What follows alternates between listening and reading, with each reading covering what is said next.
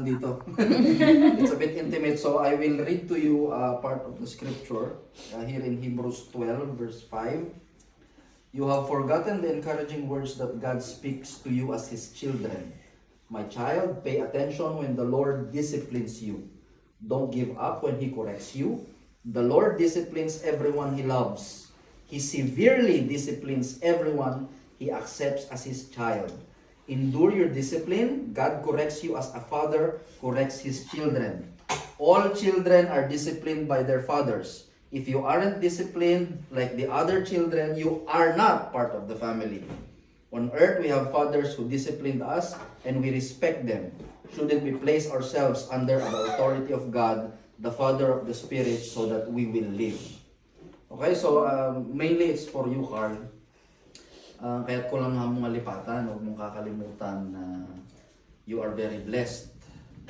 You might not get how you are blessed, but you are in a very unique position na to try a lot of stuff as you are growing, kas dumakkel kan, kaya't kun, personally, kas dumakkel kan, kita mo ngayon niya ti masapol nga addakin ka, kas agbalin ka nga man. Okay, kas agbalin ka nga man. Kaya saan mo nga lipatan, ti panang disiplina dahil iti naganakin ka. Amon lang kiti nga isuda, ti pagsyatan dito pamilya tayo dito yung ikot. Sila ko makanya. Mamay balik ko nga ibaga ti kayat ko king ka, oray tay kasla nasakit nga iti disuna, kasi among nga ti paggapgapwa, I'm doing it out of love, out of concern para king ka. Kasi di family tayo nga dito eh. So ngahan mo nga liplipatan dagi jay takas dimot lang na Apo Dios. At dagiti banag nga ipalubos na nga paglasatan tayo, hinahayaan niya na pagdaanan natin for our own good.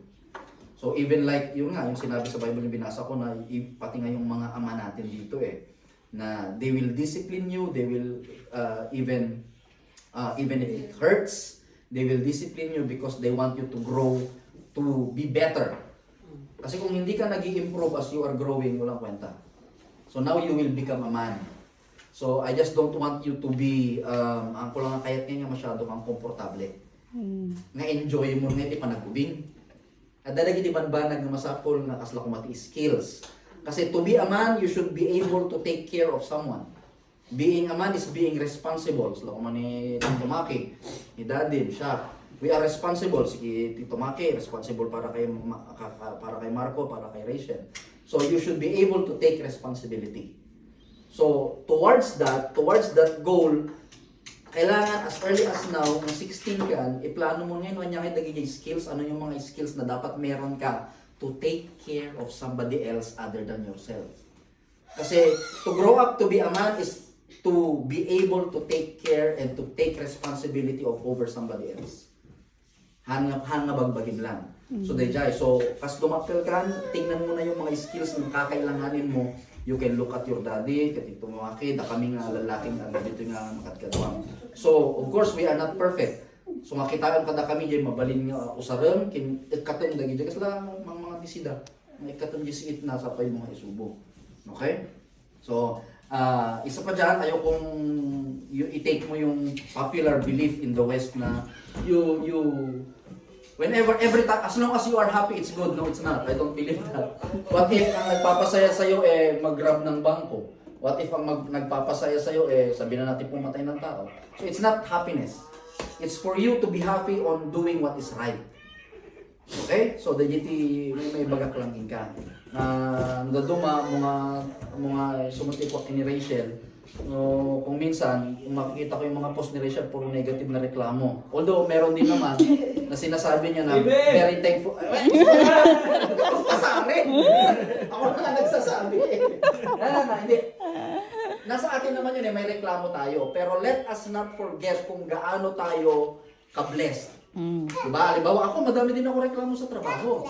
Pero if I think of the alternate na wala akong trabaho, sasabihin ko, kahit mahirap na basta may trabaho.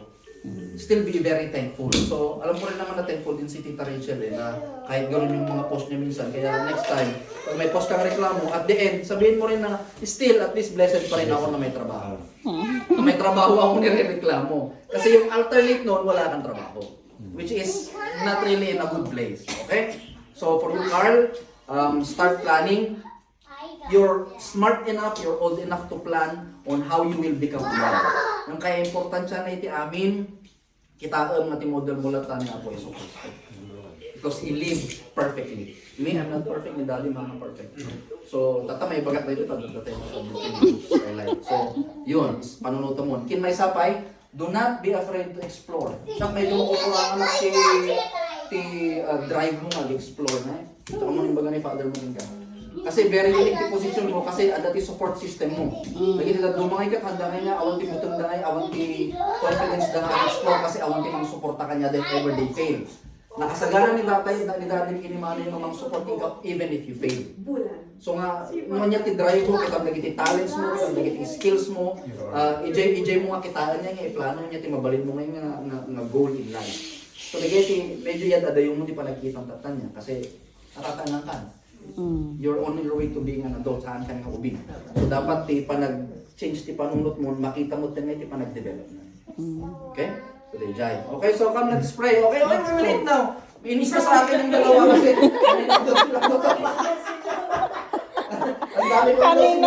Kanina nasa lamesa sila. Kasi ano po na eh. Tapos, ang haba-haba ng sinabi ni... Okay, sorry. Because I wanted to talk to Ate Rachel and Kuya Carl. Okay, let's pray. Lord, thank you, Lord, for this wonderful day. Thank you, Lord, for this family. Thank you, Lord, dahil nandito ka, kasama ka namin. Agyaman kami, Apo, iti panang bendisyon mo. Agyaman kami, Apo, ta saan mo nga pinanawan, Apo, at inyong pamilya. Hindi pa itsempo, Apo, nga nila ang Auntie Janet at datoy. O Diyos, nakaimbag ka. Thank you, Lord. Dagiti karkararag ni Auntie Janet, Lord, nga silungsong batam. Makita mo, Apo, ti resulta na, at sapay na kumaapo, saan da malipatan nga tumangad kin kang agyaman. Iti kina siya sinong itibiyagda, iti kina imbag mo, iti kina faithful mo itibiyagda. Lord, amo Apo nga pagayatan mo Diyos nga tultulay Apo iti panagdakkel ni Carl, panagdakkel ni Rachel, kini ka, Lord, iti karoon niya kararag mo sa pagkama, kasaan na nga ibatan mo Apo iti panagpamakilakin ka, kat maawatan da Apo, dagiti banbanag, iti dahito nga lubong, nararamasan ng mga disiplina kadakwada, pas dumakkel da iti relationship na kin ka. Lord, agyaman kami Apo, ta saan lang Apo nga dagiti kasapulan mo ititid mo pa yung Apo, uray dagiti luho mi Apo itibyan. Na mumi nga saan mi mat nga kasapulan mo, o Diyos, iti kinaimbag mo, ipalpaluos mo Apo ngayon, enjoy me. Lord, ebidensya Apo, lagi taraon na dahil sangwanan mi. Thank you Lord for the abundance, thank you Lord for the blessings for this family.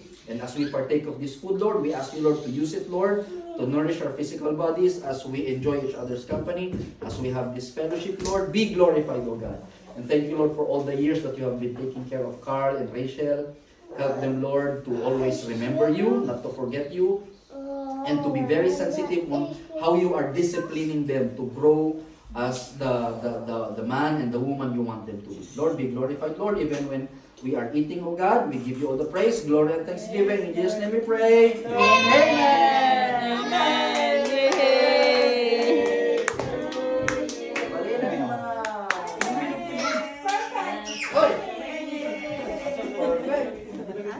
First bite. Halo, pasok. Pasok. Halo, JB.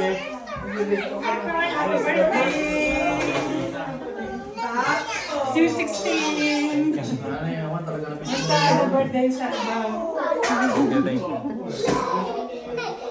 Hi, baby! Hi.